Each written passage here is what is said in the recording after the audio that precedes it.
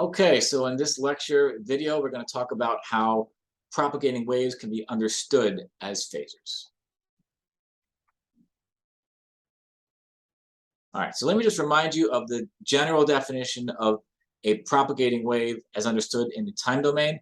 The voltage as a function of time t and location z will have a positive going wave component and will have a negative going wave component. In this case, f and g are any arbitrary function. It can be a sine wave, but it can also be an impulse or a square wave or a triangle or a bunch of impulses. Whatever f is, it is moving in the positive direction with the velocity vp. Whatever g is, it is moving in the negative direction with the velocity vp. Now, when we're dealing with AC signals, we have very precise definitions for what f and g are. They have to be sine waves, right? So in particular, we know that f of x equals a cosine, right? So it's cosine of 2 pi ft plus a phase factor phi. All right, so f of x is this. We can now substitute this cosine in. And so, and this is an x right here.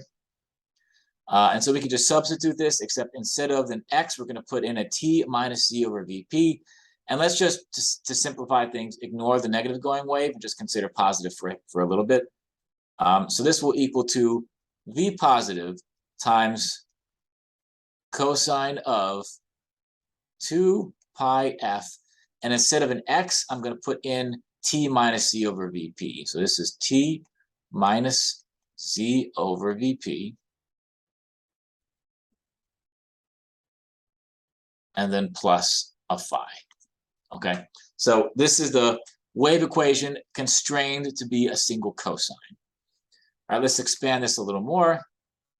V positive times cosine of 2 pi ft minus 2 pi f z over vp plus phi.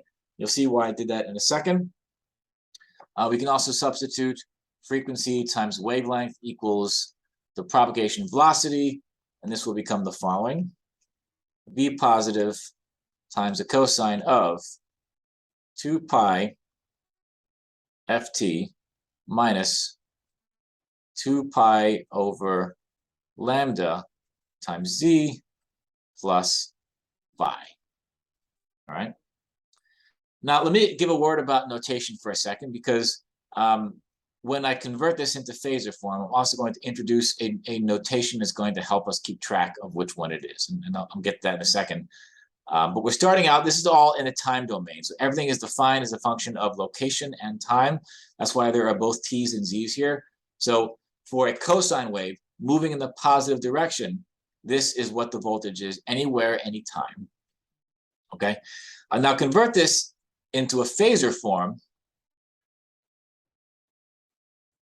Let's just examine what is the amplitude and what is the phase of this. All right, so the amplitude is going to be v positive. All right, so let's convert this into phasor form. So the phasor form is going to be still a function of z. Okay, but it's going to take away the time variation, because again, if we know the amplitude, we know the phase of a sine wave, we know everything about it. We don't have to keep track of everything in the time domain. So this v in phasor form is now only a function of z. To indicate that this is now a phasor, I'm going to put this little squiggly line over the top of it, right? So you know it's a phasor when I do that. I may drop that notation accidentally sometimes, and you'll see this done differently in some places, but throughout these notes, I'm going to try my best to stick to a little squiggly sinusoid above the v to indicate that this is a phasor. All right, so this will have an amplitude and will have a phase. The amplitude is v positive, right? It's the intensity of the cosine wave. And the phase is basically all of this right here. All of this is basically the phase. If I were to collapse this into a cosine of 2 pi ft plus blank, all of this would be the blank. So the phase is going to go in the exponent. So this will be a v positive times e to the j. And now I'm going to write all this out, minus 2 pi over lambda times z plus phi. And I'm going to split up these two annoying pieces. So this will be v positive times e to the j phi times e to the minus j times 2 pi over lambda times z. All right. So we have converted our time domain propagating positive direction wave into phasor form. So this phasor represents a wave that is moving. And so let me recast this in a different way. All right. These two parts right here, v positive times e to the j phi, these are constants. Whereas this last term right here, this is basically spatially varying.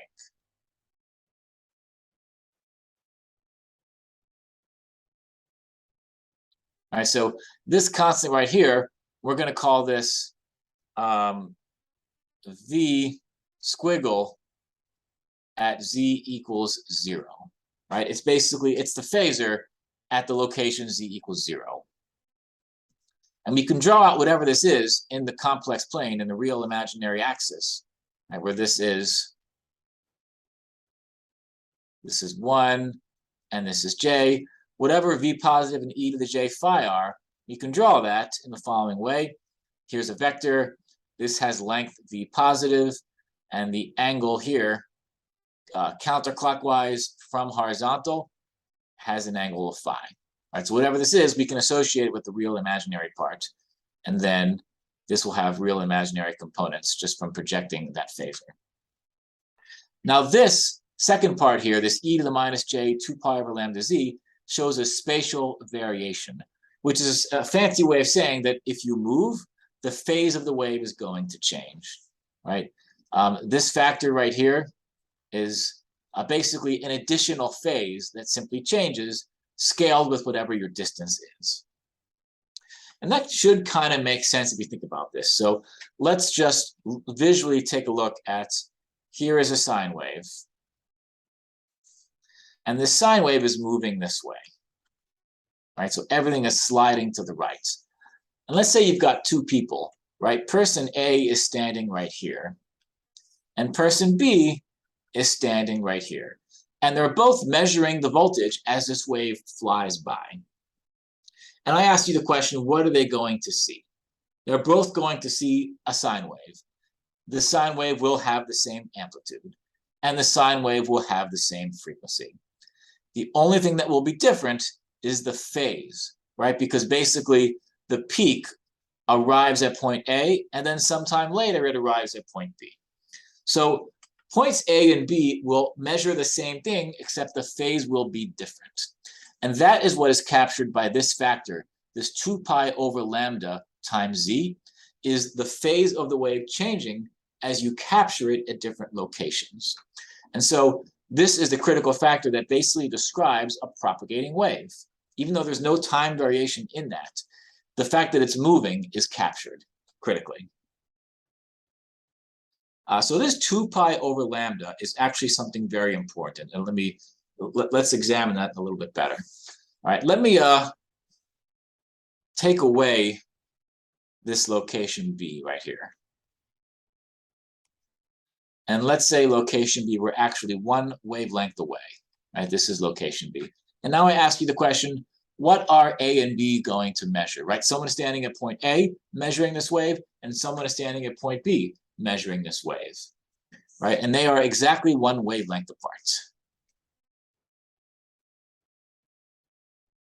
They're going to measure the same thing, right? They will, because the same peak is present at A and it's at B. So as this wave sweeps by, they measure exactly the same thing, just one wavelength apart. So one wavelength, therefore, corresponds to 2 pi radians, right? So one wavelength is like advancing the phase by 2 pi radians, or change the phase by 2 pi radians.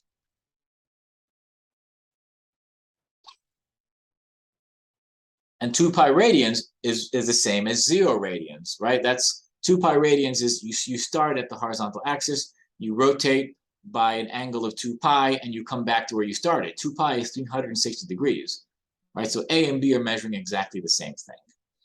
So from this, we can say that 2 pi radians is basically equivalent to lambda meters. And so this very special quantity, 2 pi over lambda, we're going to call that equal to beta, right? Beta is called the wave number, right? This is called the wave number. It has units of radians per meter. And you know what the wave number is as soon as you know what the wavelength is. And what the wave number tells you is actually something very important, which is if you stand at point A and then you go forwards by exactly 1 meter, how much of the phase have you advanced as a result, right? And now you're standing right here. How much has the phase shifted from where you were originally as a result of moving by 1 meter? Right, so that's the wave number. It's basically the wavelength translated into the sort of spatially moving wave. And so that's why this 2 pi over lambda z appears right here, because that's simply converting the distance that we are traveling into radians, right? So z is the distance in meters, and 2 pi over lambda is radians per meter, so that the result, this 2 pi over lambda times z, is a total phase shift, right? And again, that accounts for the fact that the wave is moving, and so at any location, you're seeing the same wave, just delayed by some amount of time. Remember, phase is the same as time delay. So if we're changing the phase, we're simply delaying things in time or advancing it in time. All right. So in the notes, you can sort of see a visual example.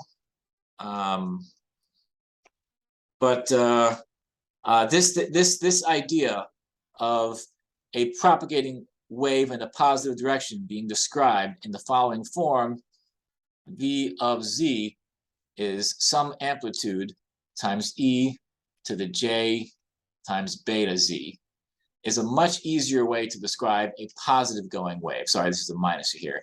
This represents a positive going wave. On the other hand, we could do v tilde as a function of z could be a negative going wave if this were a positive, right? E to the positive j beta z would be a negative going wave.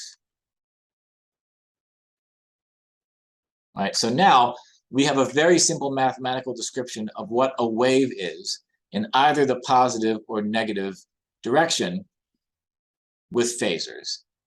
And so as we start to consider multiple waves propagating on the same transmission line, it'll be very easy to basically consider those effects all together. All right. So I'm going to conclude this lecture with that. Some of this is pretty abstract. It's important to understand this end result of how we describe a positive and negative propagating wave as a phasor. In the upcoming lectures, we're going to see the way transmission lines are now going to be recast, and the way we're going to have to consider in the context of, for example, a reflection off of a load, that considering things in a phasor form is going to lead to some of those wacky results that I talked about at the beginning of this lecture.